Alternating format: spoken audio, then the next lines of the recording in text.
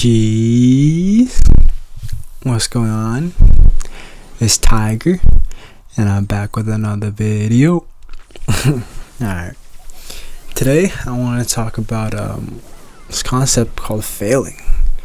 Why would I want to talk about failing? What? I don't want to talk about failing. Why would I want to focus on my failures?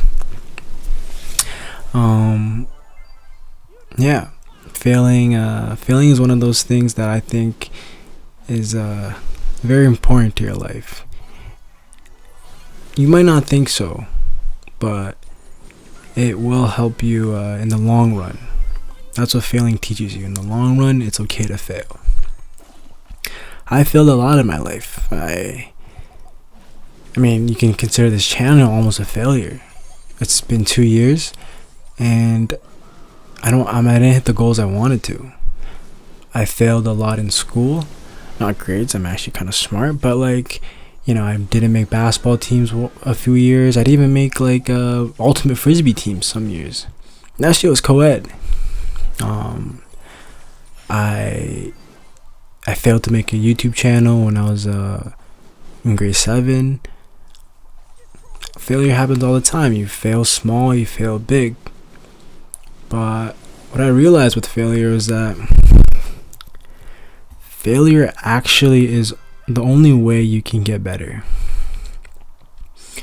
And not that if you win a lot, you can't get better, but failing expedites that a lot more, if that makes sense. Yeah, obviously there's going to be some people who just win, are really good at sports, really good at Brawl Stars, just naturally, right? But their rate of improvement won't be as fast as someone who's constantly putting themselves in failing positions. I'll say it like this.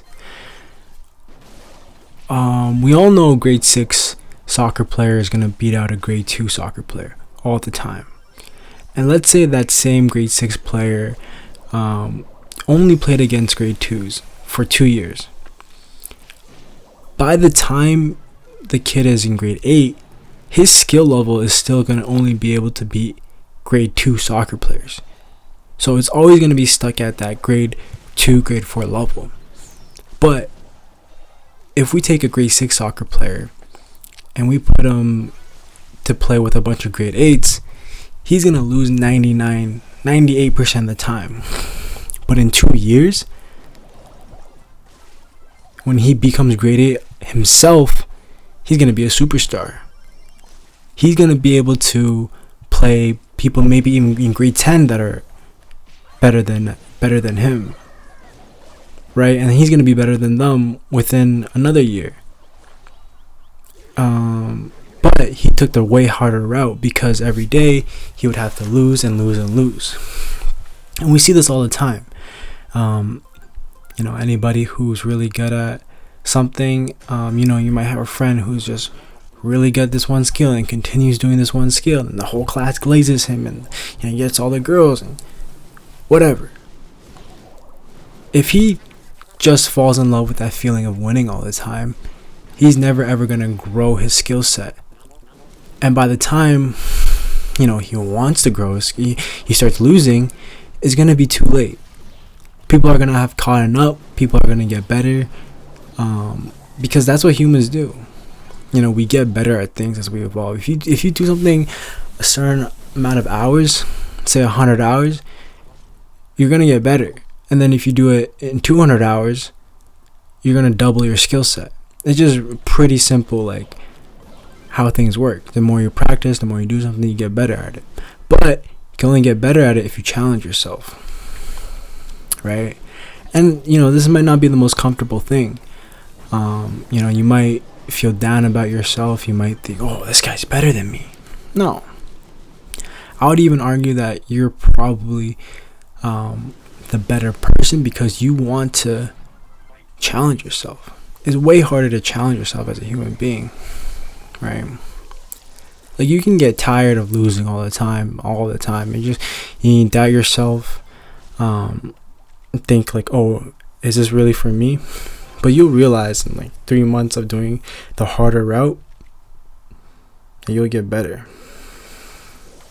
That's pretty much all I really want to talk about today. Let's talk about some gameplay. Honestly, Bo, Bo's honestly one of my favorite brawlers from time, like since 2018. Just a very consistent character, very satisfying character. It's always super fun getting people in traps. Just placing a good trap, just elite ball knowledge. Honestly, that's what it feels like. I'm placing it right there, not only because like I want them to fall in it, but it also destroys their grass. I don't know, simple stuff like that is pretty satisfying to me. Yeah, I mean, like I like Bo enough. I got this. Man, I remember getting this skin in like 2019 when I was still like in high school, probably. Maybe 1 year after graduating. I thought it was like the coolest skin because at the time, in 2019 or 2020, like the only really cool skins were like the mecha skins, like the mecha Crow, mecha Bo. Yeah, they didn't have too many really cool skins back then. So Bo's pretty cool.